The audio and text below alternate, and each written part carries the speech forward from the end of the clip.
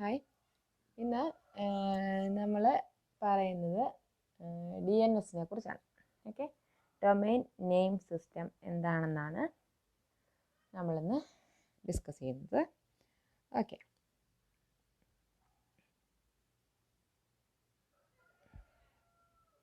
അപ്പം നമുക്കറിയാം ഇൻ്റർനെറ്റിനകത്ത് ഒരുപാട് ആപ്ലിക്കേഷൻസ് ഉണ്ട്.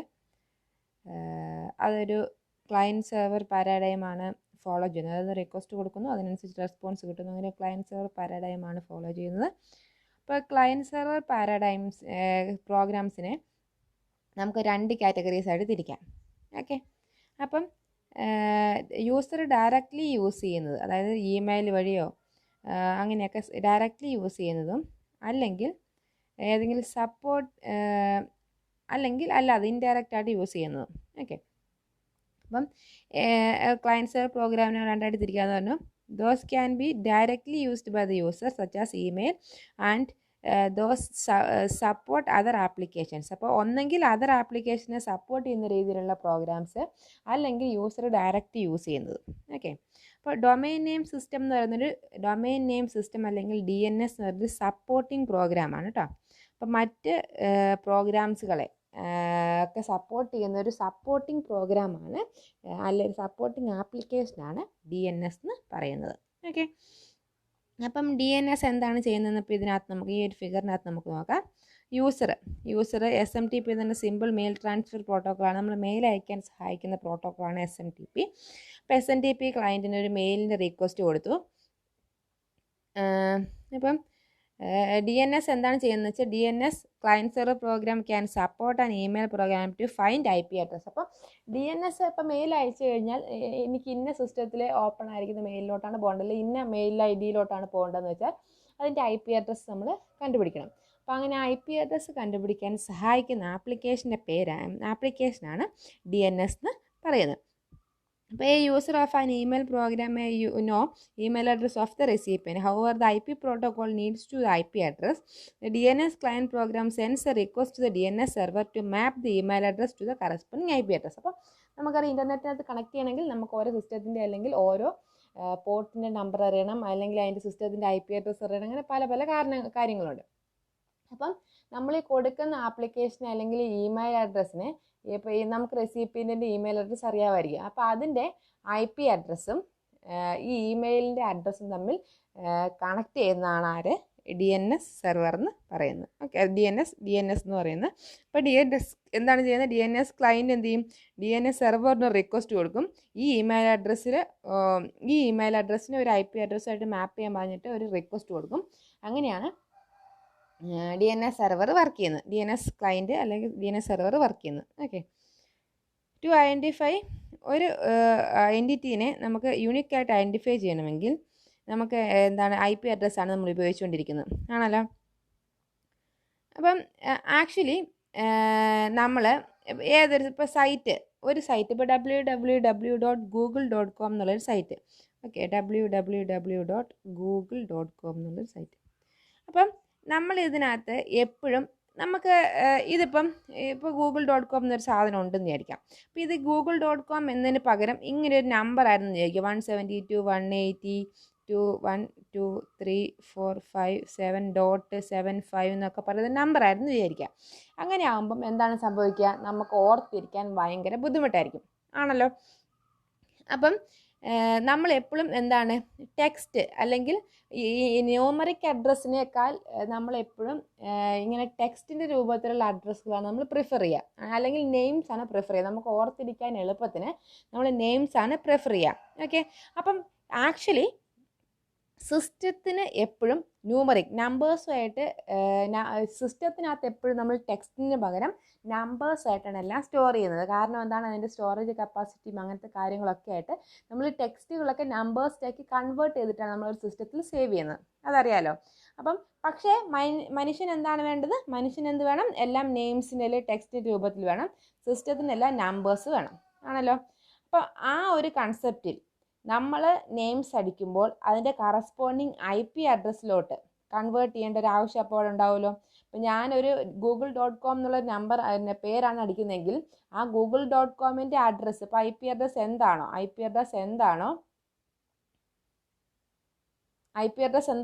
അപ്പോൾ ഈ നെയിം അടിച്ചു കഴിഞ്ഞാൽ അതിനെ ആ നമ്പറിലേക്ക് മാറ്റിയാൽ മാത്രമേ സെർവറിന് അത് ഐഡൻറ്റിഫൈ ചെയ്യാൻ പറ്റുള്ളൂ. ഓക്കെ, അപ്പം അങ്ങനെ ഒരു പർപ്പസിന് വേണ്ടിയാണ്. അതായത് നമ്മളൊരു അഡ്രസ്സ് കൊടുത്തു കഴിഞ്ഞാൽ ഒരു സൈറ്റിൻ്റെ ആ IP അഡ്രസ്സ് കണ്ടുപിടിച്ച്, അതായത് നമ്മളൊരു നെയിം കൊടുത്തു കഴിഞ്ഞാൽ ആ സൈറ്റിൻ്റെ IP അഡ്രസ്സ് കണ്ടുപിടിച്ചിട്ട് ആ സൈറ്റിനെ ലൊക്കേറ്റ് ചെയ്യാനുള്ളൊരു ഫംഗ്ഷനാണ് ആർക്കുള്ളത്? Domain name സിസ്റ്റത്തിനുള്ളത്. അപ്പം നെയിം സിസ്റ്റത്തെ കണ്ടുപിടിക്കുക എന്നുള്ളതാണ് ഒരു IP അഡ്രസ്സ് അല്ലെങ്കിൽ ഒരു നെയിം സിസ്റ്റം കൊടുത്തു കഴിഞ്ഞാൽ അതിൻ്റെ IP അഡ്രസ്സ് കണ്ടുപിടിക്കുക എന്നുള്ളതാണ് എന്ത് ഡൊമൈൻ നെയിം സിസ്റ്റം ചെയ്യുന്നത്. ഓക്കെ, നമുക്ക് ഡീറ്റെയിൽ ആയിട്ട് പഠിക്കാം.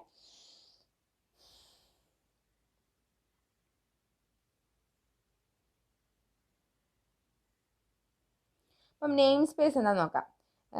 To be unambiguous, the names assigned to the machines must be carefully selected from namespace with complete control over the binding between the names and IP address. Okay, അപ്പോൾ നമുക്ക് ഇങ്ങനെ സംശയങ്ങളൊക്കെ ഒഴിവാക്കാൻ, അല്ലെങ്കിൽ ആംബിഗ്യൂറ്റി ഒഴിവാക്കാൻ വേണ്ടി നമ്മളൊരു മെഷീനിന് നെയിം അല്ലെങ്കിൽ ഒരു സൈറ്റിന് നെയിം സെലക്ട് ചെയ്യുന്ന സമയത്ത് കെയർഫുള്ളായിട്ട് സെലക്ട് ചെയ്യണം.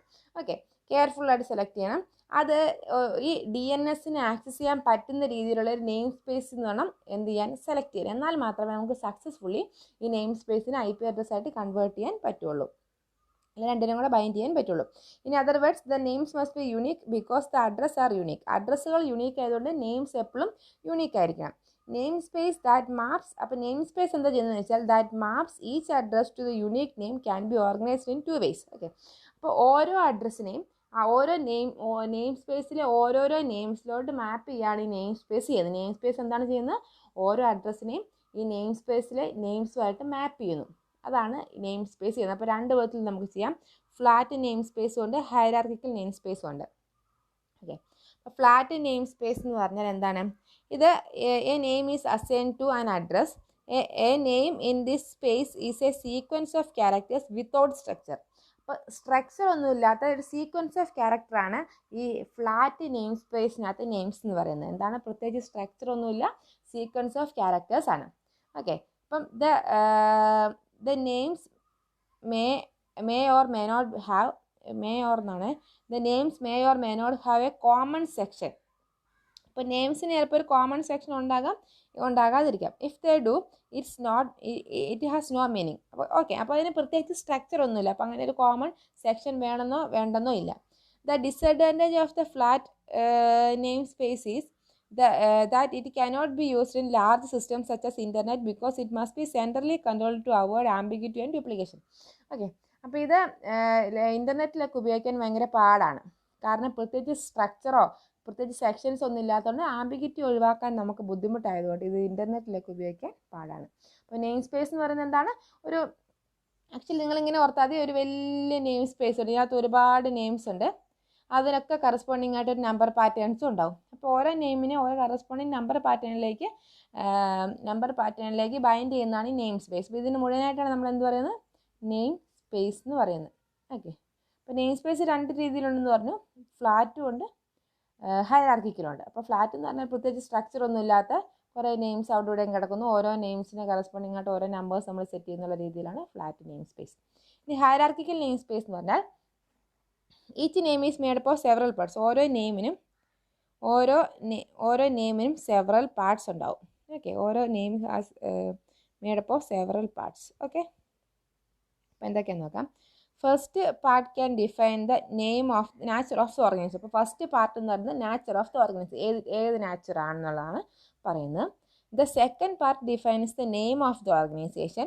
അപ്പോൾ first part nature, second part name. First part എന്താണ്?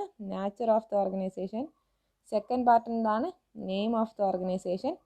പിന്നെ എന്താണ്? Third part defines the department of the organisation. Third part എന്താണ്? ഡിപ്പാർട്ട്മെൻറ്റ് ഓഫ് ദ ഓർഗനൈസേഷൻ ആണ്, ആൻഡ് സോ ഓൺ. ഓക്കെ, അപ്പോൾ ഇങ്ങനെയാണ് വരുന്നത്. അപ്പോൾ തേർഡ് പാർട്ട് എന്ന് പറയുന്നത് department of the organisation.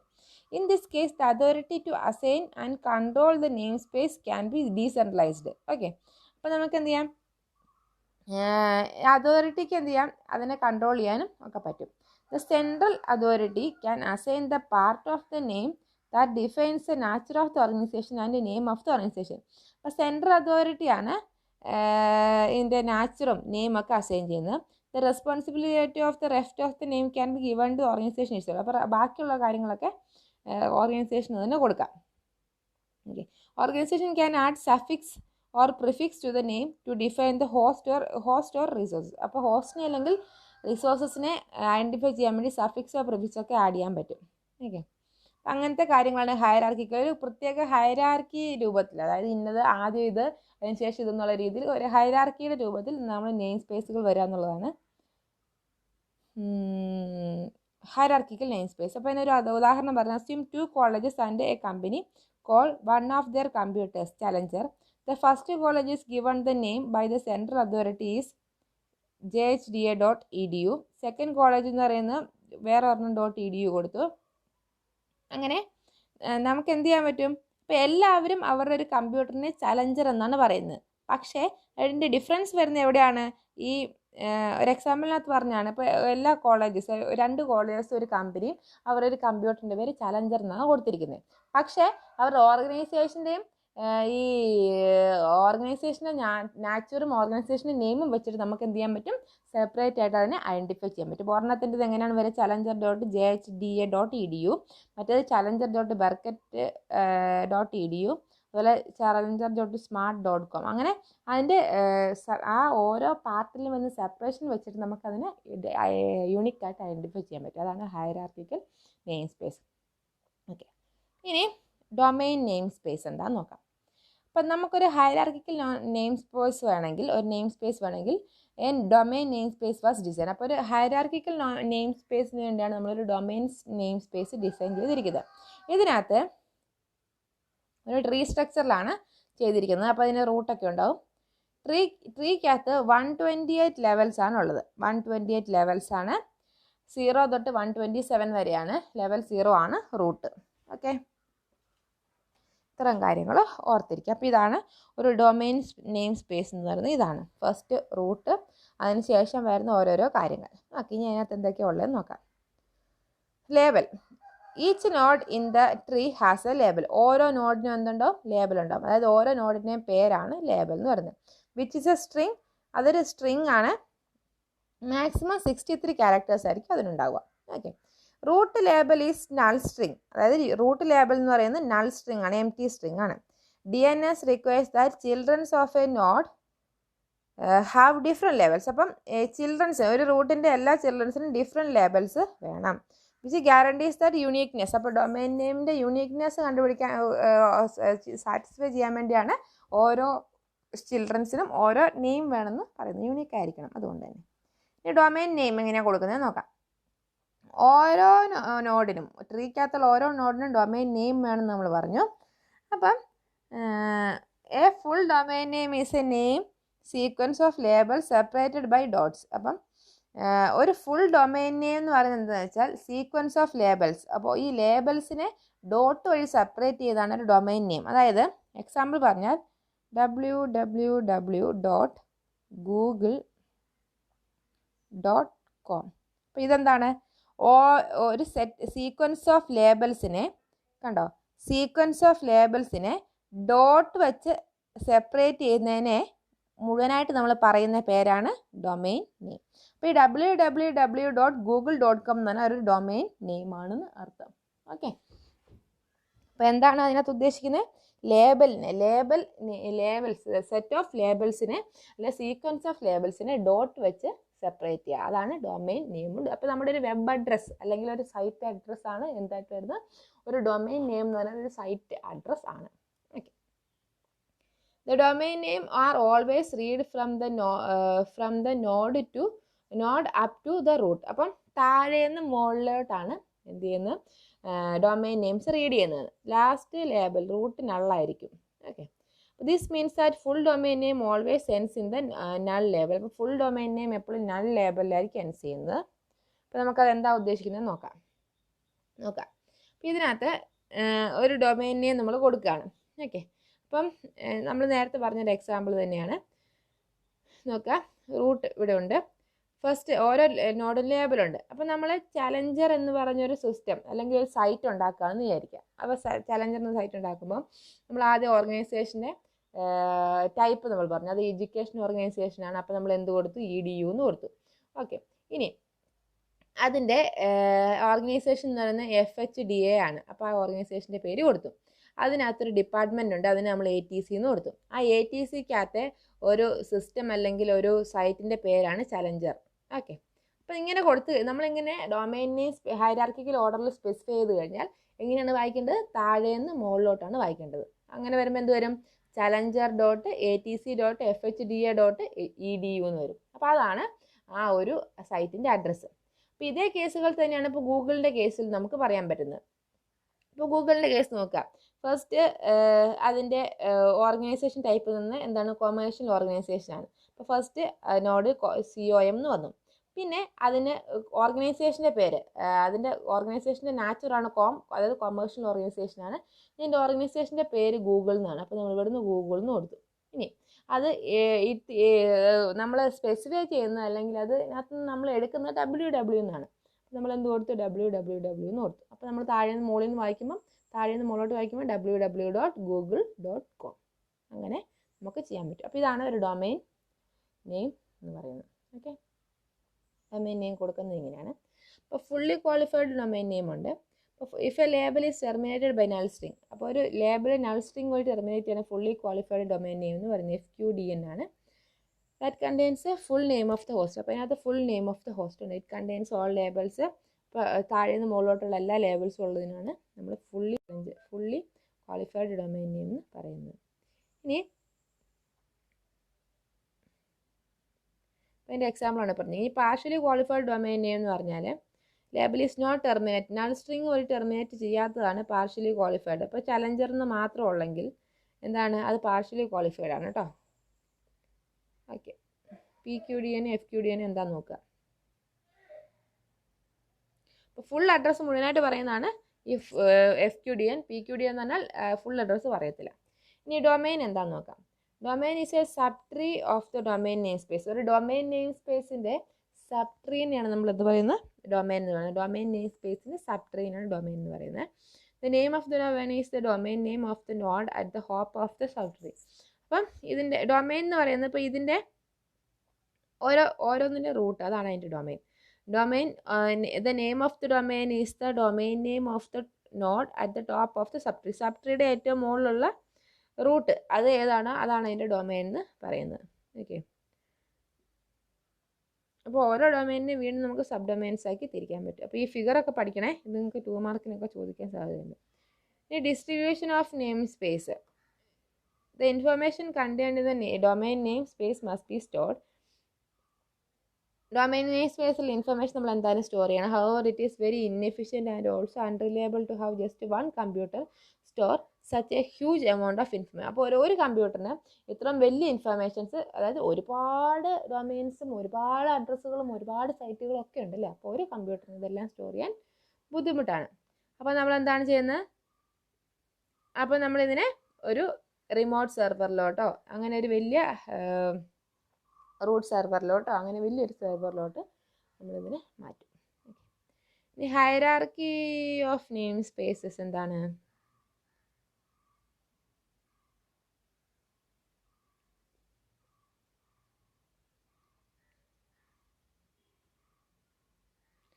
The solution of this problem to distribute the information among many അപ്പോൾ ഇങ്ങനെ ഈ ഒരുപാട് ഡാറ്റാസ് നമുക്ക് ഒരു കമ്പ്യൂട്ടറിൽ സേവ് ചെയ്യുന്ന പകരം നമ്മൾ എന്ത് ചെയ്യും? പല പല കമ്പ്യൂട്ടറിലേക്ക് ഡിസ്ട്രിബ്യൂട്ട് ചെയ്യും. അതിന് നമ്മൾ എന്ത് പറയുന്നത്? ഡൊമൈൻ നെയിം DNS സെർവേഴ്സ് എന്ന് പറയുന്നതാണ്. അപ്പോൾ പല പല കമ്പ്യൂട്ടറിലേക്ക് നമ്മൾ ഇതിനെ സ്റ്റോർ ചെയ്ത് വെക്കുന്നതാണ് DNS സെർവേഴ്സ് എന്ന് പറയുന്നത്.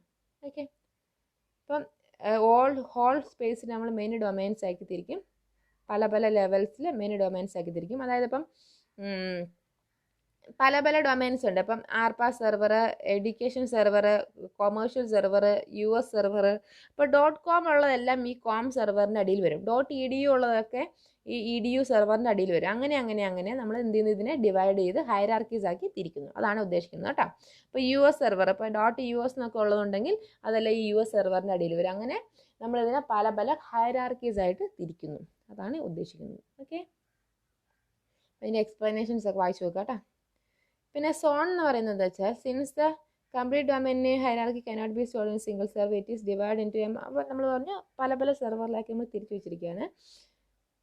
What a server is responsible for has authority over the called zone. അപ്പം ഒരു സെർവറിന്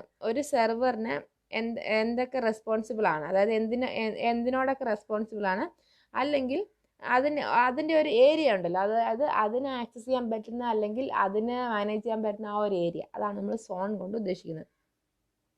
അതൊരു കണ്ടിന്യൂസ് പാർട്ടാണ്. Server accept the responsibility for domain and does not divide the domain into smaller domains. Okay, അപ്പോൾ അതാണ് zone. The server makes a database. അപ്പോൾ ആ zone, അതായത് ഒരു സോണിലുള്ള ഒരു സെർവർ അതിനൊരു ഡാറ്റാബേസ് ഉണ്ടാക്കുന്നു. അതിന് നമ്മൾ സോൺ ഫയൽസ് എന്ന് പറയുന്നത്. അതിനകത്താണ് അതിൻ്റെ അണ്ടറിലുള്ള എല്ലാ നോട്ട്സിനെ കുറിച്ചുള്ള ഇൻഫർമേഷൻ ഉണ്ടാകുന്നത്. ഓക്കെ, പിന്നെ സോണും ഡൊമൈനും രണ്ട് തിങ്സ് ആണ്. The information about the nodes in the subdomain is stored in the server at the lower levels. Okay, the server divides the part of its domain and delegates the responsibility still.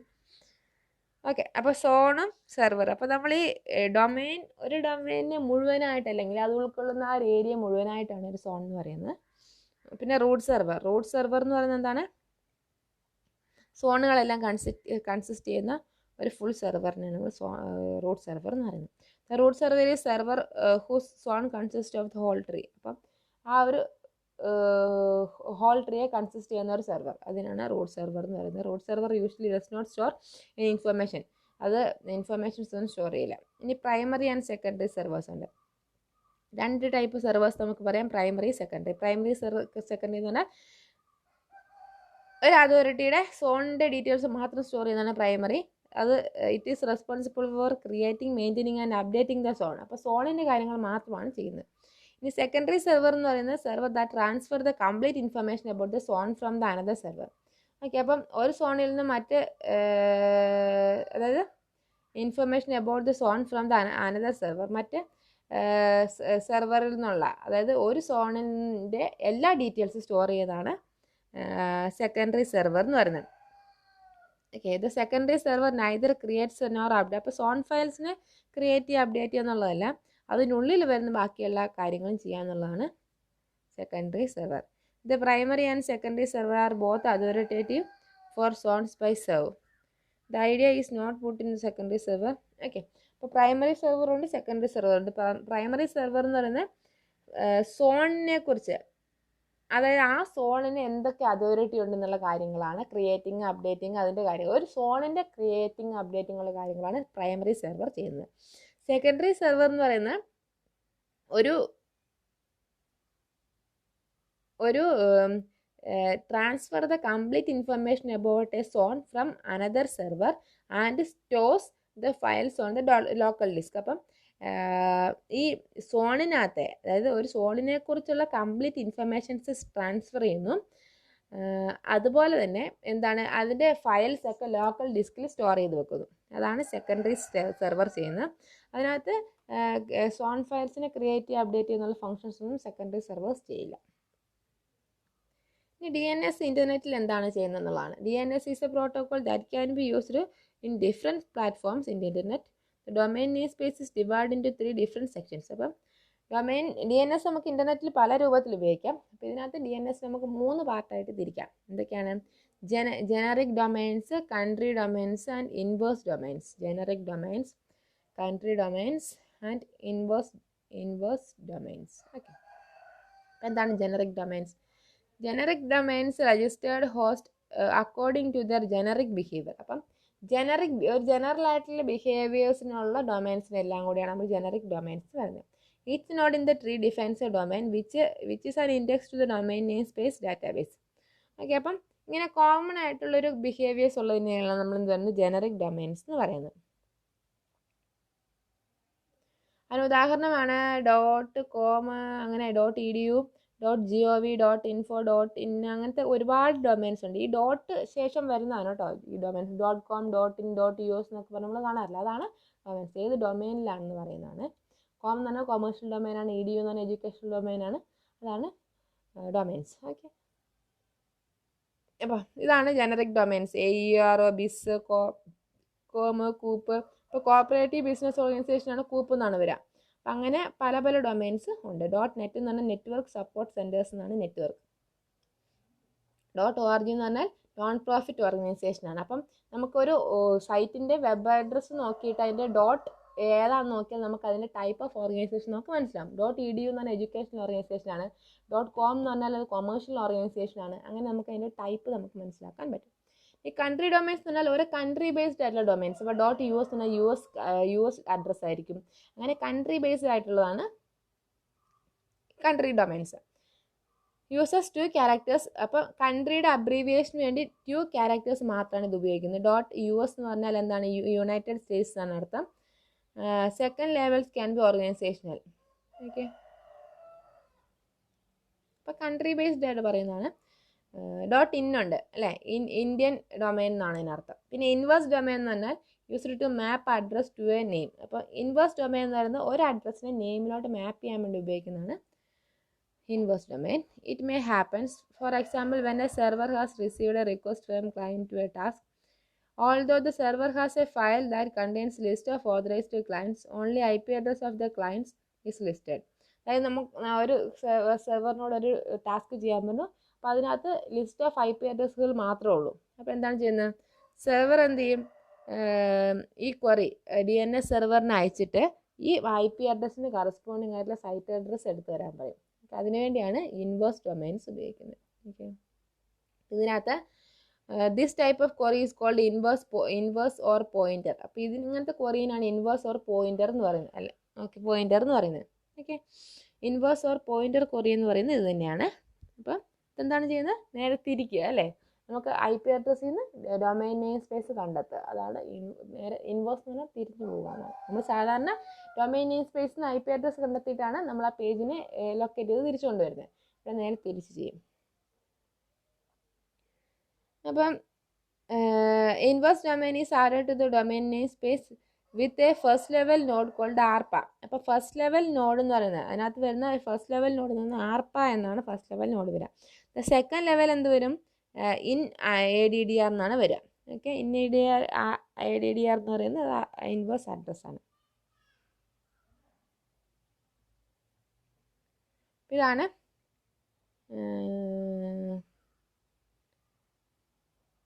Inverse domain. അപ്പോൾ types of domains ആണ് നമ്മൾ പറഞ്ഞു കേട്ടോ. ഇനി അടുത്ത resolution എന്താണെന്ന് നോക്കാം. Mapping names to an address or address to an name. അതാണ് നെയിം അഡ്രസ് റിസൊല്യൂഷൻ. ഒന്നെങ്കിൽ അഡ്രസ്സിലെ നെയിമിലോട്ട് എടുക്കുക, അല്ലെങ്കിൽ നെയിമിന് അഡ്രസ്സിലോട്ട് എടുക്കുക. അതാണ് റിസൊല്യൂഷൻ എന്ന് പറയുന്നത്. നെയിം അഡ്രസ് റിസൊല്യൂഷൻ എന്ന് പറയുന്നത്. അപ്പോൾ അതിനൊരു ഡിവൈസ് ഉണ്ടാകും, അതിന് നമ്മൾ റിസോൾവർ എന്നാണ് പറയുന്നത്. ഓക്കെ, ഇപ്പോൾ DNS designed client server application host can needs to map address to a name or name to an address. അപ്പോൾ അതിനുവേണ്ടി ഉപയോഗിക്കുന്നത് നെയിം ടു അഡ്രസ് അല്ലെങ്കിൽ അഡ്രസ് ടു നെയിമിന് വേണ്ടി ഉപയോഗിക്കുന്നതാണ് DNS. അങ്ങനെ ഉപയോഗിക്കുന്ന DNS ക്ലയൻറ്റിനെയാണ് നമ്മൾ എന്ത് പറയുന്നത്? റിസോൾവർ എന്ന് പറയുന്നത്. The resolver access the closest DNS server with the mapping request. അപ്പോൾ മാപ്പ് ചെയ്യാൻ വേണ്ടി DNS റിസോൾവറാണ് സെർവറിൽ പോയിട്ട് അതിനെ മാപ്പ് ചെയ്യിക്കുന്നത് കേട്ടോ. ഓക്കെ, അപ്പോൾ ആ റെസ്പോൺസിന് തിരിച്ച് എന്ത് ചെയ്യും? നമ്മുടെ ഏത് ക്ലയൻ്റ് ആണ് ചോദിച്ചാൽ അങ്ങോട്ടും അതിന് കൊടുക്കും. ഇനി മാപ്പിംഗ് നെയിംസ് ടു അഡ്രസ് എന്ന് പറയുന്നത് എന്താണെന്ന് വെച്ചാൽ റിസോൾവറിന് ഒരു ഡൊമൈൻ നെയിം നമ്മൾ കൊടുക്കുകയാണ്. നെയിമിനാണ് അഡ്രസ്സ് ആക്കുന്നത്. ഡൊമൈൻ നെയിം കൊടുക്കുകയാണ്, അത് സെർവറിലോട്ട് പാസ് ചെയ്യുന്നു. അപ്പോൾ കറസ്പോണ്ടിങ് അതിൻ്റെ അഡ്രസ്സ് തരാൻ പറയുന്നു. In the case server checks the generic domain or country domain to find the mapping. അപ്പം ഇപ്പോൾ ഏത് ഡൊമൈനിൽ ചെക്ക് ചെയ്യണം? ഇപ്പോൾ .com ആണെങ്കിൽ ജനറിക് ഡൊമൈനിൽ ചെക്ക് ചെയ്യണം, .us ആണെങ്കിൽ കൺട്രി ഡൊമൈനിൽ ചെക്ക് ചെയ്യണം. അപ്പോൾ ഏത് ഡൊമൈനിൽ ചെക്ക് ചെയ്യണം എന്നുള്ളത് ഈ അഡ്രസ്സിൽ നിന്നാണ് മനസ്സിലാക്കുന്നത്. ഇഫ് ദ ഡൊമൈൻ ജനറിക് ആണെങ്കിൽ the resolver receives a domain name such as .edu എന്നാണ് വിചാരിക്കുക. The query is send by the resolver to the local DNS server for resolution. അപ്പം അങ്ങനെയാണെങ്കിൽ ജനറിക് ആണെങ്കിൽ നമ്മൾ ലോക്കൽ DNS സെർവറിലോട്ട് കൊടുക്കുന്നു. ഇനി അത് കൺട്രി ഡൊമൈൻ ആണെങ്കിൽ എന്താണ് ചെയ്യുന്നത്? അത് കൺട്രി ഡൊമൈൻ്റെ റിസോൾവർ ഏതാണോ അങ്ങോട്ടാണ് കൊടുക്കുക. ഇനി അഡ്രസ്സിനെ നെയിമിലോട്ട് ആക്കണമെങ്കിൽ ആദ്യം നമ്മൾ എന്താണ് കൊടുക്കുന്നത്, അതിൻ്റെ ഒരു ഇൻവേഴ്സ് PTR ആണ് അല്ലേ. അപ്പോൾ ഇതിനെ നമ്മൾ ഇൻവേഴ്സ് ക്വറിയാണ് കൊടുക്കുക, അല്ലെങ്കിൽ PTR ക്വറിയാണ് കൊടുക്കുക. അഡ്രസ്സിനെ നെയിമിലോട്ട് ആക്കണമെങ്കിൽ നമ്മളൊരു PTR ക്വറിയാണ് കൊടുക്കുക. അപ്പം ഇൻവേഴ്സ് ഡൊമെയിൻ ആണ് ഉപയോഗിക്കുക. ഇൻവേഴ്സ് ഡൊമെയിൻ വെച്ചിട്ടാണ് അഡ്രസ്സിനെ നെയിമിലോട്ട് മാറ്റുന്നത്.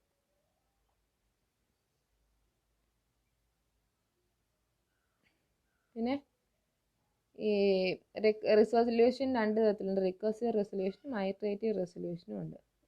ഓക്കെ,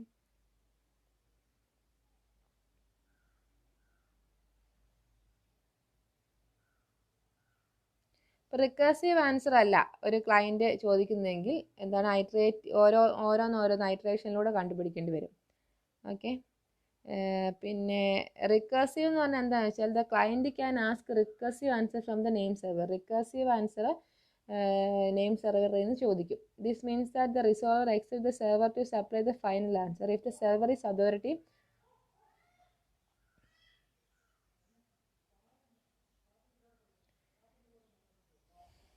ഓക്കെ, ഇപ്പോൾ റിക്കർസീവ് റെസൊല്യൂഷൻ എന്ന് പറഞ്ഞാൽ if the server is a authority for the domain name it checks the database and response. If the server is not the authority it send request and the server and weights. അപ്പോൾ server ആണ് authority എങ്കിൽ അതിൻ്റെ ഡാറ്റാബേസിലും അല്ലെങ്കിൽ ഇതിനു മുന്നേ കൊടുത്ത റെസ്പോൺസിലും check ചെയ്തിട്ട് ആ ഡാറ്റ തിരിച്ചയക്കും. സെർവർ അല്ല അതോറിറ്റി എങ്കിൽ എന്ത് ചെയ്യും, അത് അടുത്തുള്ള സെർവറിലേക്ക് പാസ് ചെയ്യുന്നു. ഓക്കെ, എന്നിട്ട് അവിടുന്ന് കിട്ടുന്ന ഡാറ്റയ്ക്ക് നമ്മൾ റെസ്പോണ്ട് ചെയ്യുന്നു. അല്ലെങ്കിൽ എന്ത് ചെയ്യും, അതൊരു ക്വറിയാണ് അയക്കുന്നത്. ഓക്കെ, അപ്പോൾ ഇങ്ങനെ റിക്കർസീവ് ആയിട്ടുള്ള റെസൊല്യൂഷൻസ്, അതായത് ഒന്നിന് ശേഷം ഒന്നായിട്ട് റിക്കർസീവ് ആയിട്ടുള്ള റെസൊല്യൂഷൻസ് അയക്കുക, അതിനാണ് റിക്കർസീവ് റെസൊല്യൂഷൻ എന്ന് പറയുന്നത്. ഇനി ഐറ്ററേറ്റീവ് എന്ന് പറഞ്ഞാൽ എന്താണ്, റിക്കർസീവ് ആൻസർ അല്ലായിരിക്കും. അപ്പം എന്താണ്, ഒരു സെർവറാണ് അതോറിറ്റി എങ്കിൽ ആ നെയിമിന് വേണ്ടി ഒരു സെർവറാണ് അതോറിറ്റി എങ്കിൽ ആ ആൻസർ ഡയറക്റ്റ് സെൻഡ് ചെയ്യുന്നു. അല്ലെങ്കിൽ എന്ത് ചെയ്യും, ആ IP അഡ്രസ്സിനെ ക്വറി ആയിട്ട് റിസോൾവ് ചെയ്യാൻ വേണ്ടി അതിനെ റീസെൻഡ് ചെയ്യാണ് ചെയ്യുക. ഓക്കെ,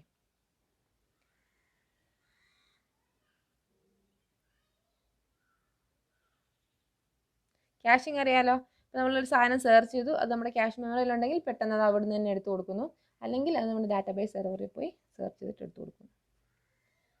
പിന്നെ DNS മെസ്സേജിന് 2 ടൈപ്പാണുള്ളത്, ക്വറി ഉണ്ട്, റെസ്പോൺസും ഉണ്ട്. ഓക്കെ, രണ്ടിനും സെയിം ഫോർമാറ്റ് തന്നെയാണ്. ഇതൊക്കെയാണ്, ഹെഡറും ഉണ്ട്, ക്വസ്റ്റ്യൻ സെക്ഷനും ഉണ്ട്. ഓക്കെ, ക്വറി റെസ്പോൺസിനകത്ത് ഹെഡർ ഉണ്ട്, ക്വസ്റ്റ്യൻ സെക്ഷൻ ഉണ്ട്, ആൻസർ സെക്ഷൻ ഉണ്ട്, ഓതറിറ്റീവ് സെക്ഷൻ ഉണ്ട്, അഡീഷണൽ സെക്ഷൻ ഉണ്ട്. ഇതാണ് ഹെഡറും DNS മെസ്സേജിന് 2 ടൈപ്പ്. ഹെഡർ ഫോർമാറ്റിനകത്ത് എന്തൊക്കെയാണ്, identification, flags, number of questions, number of answer records, number of authority records, number of additional records. Okay, ഇനി ഹെഡർ എന്ന് പറയുന്നത് എന്താണ്, both query and response message. ഹെഡറിന് രണ്ടിനും ഹെഡറുണ്ട്. അപ്പോൾ അതിനകത്ത് ഐഡൻറ്റിഫിക്കേഷൻ എന്ന് പറയുന്ന ഫീൽഡ് എന്തിനാണെന്ന് വെച്ചാൽ ക്ലയൻറ്റിന് to match the response with the query ആയിട്ട് മാച്ച് ചെയ്യാൻ വേണ്ടിയാണ് ഐഡൻറ്റിഫിക്കേഷൻ എന്ന് പറഞ്ഞ സബ് ഫീൽഡ്. ക്ലയൻറ്റിൻ്റെ ക്വറി ആയിട്ട് മാച്ച് ചെയ്യാൻ വേണ്ടിയാണ് ഐഡൻറ്റിഫിക്കേഷൻ എന്ന് പറയുന്ന സബ് ഫീൽഡ് ഉപയോഗിക്കുന്നത്. അപ്പോൾ ഡിഫറെൻറ്റ് ഐഡൻറ്റിഫിക്കേഷൻ നമ്പർ ആയിരിക്കും, ഓരോ ക്വറിക്കും ഡിഫറെൻറ്റ് ഐഡൻറ്റിഫിക്കേഷൻ നമ്പർ ആയിരിക്കും ഉപയോഗിക്കുന്നത്. പിന്നെ ഫ്ലാഗ്സ് എന്ന് പറയുന്നത് എന്താണെന്ന് വെച്ചാൽ കളക്ഷൻ ഓഫ് സബ് ഫീൽഡുകളാണ്. That defines the type of the message, ഏത് ടൈപ്പ് മെസ്സേജ് ആണെന്ന് പറയുന്നതാണ്. പിന്നെ നമ്പർ ഓഫ് ക്വസ്റ്റ്യൻസ് എന്ന് പറയുന്നത് നമ്പർ ഓഫ് ക്വറീസ്, ആ മെസ്സേജിനകത്ത് എത്ര ക്വസ്റ്റ്യൻ സെക്ഷൻ ഉണ്ടെന്ന് പറയുന്നതാണ്. പിന്നെ നമ്പർ ഓഫ് ആൻസർ റെക്കോർഡ്സ് എന്ന് പറയുന്നത് നമ്പർ ഓഫ് എത്ര ആൻസർ സെക്ഷൻസ് അതിനകത്തുണ്ടെന്ന്. പിന്നെ if the value is 0 in the query message, the number of authoritative records എന്ന് പറയുന്നത് subfield contains the number of authoritative records in the authoritative section.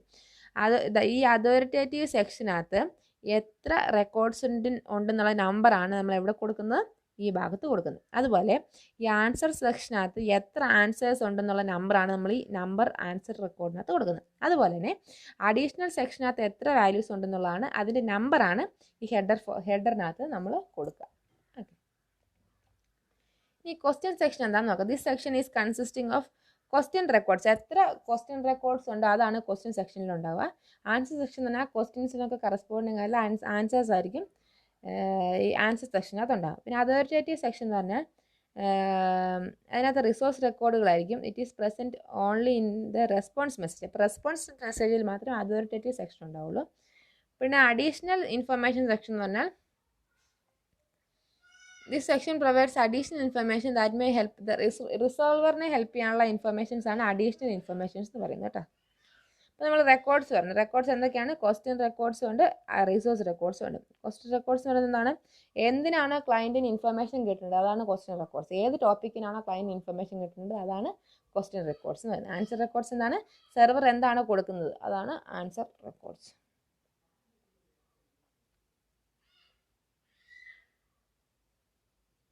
പിന്നെ registrar's.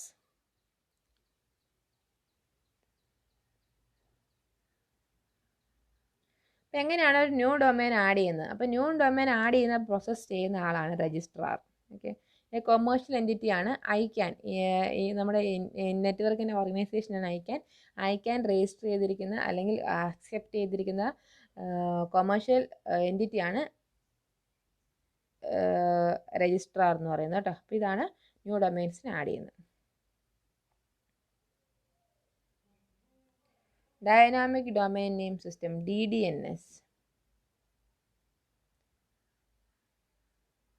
DDNSന് dynamic ആയിട്ട് domain നെയിംസിന് കൊടുക്കുക. അപ്പം നിങ്ങളിതൊക്കെ വായിച്ചു നോക്കുക കേട്ടോ, ഈ അവസാന പോർഷൻസ്.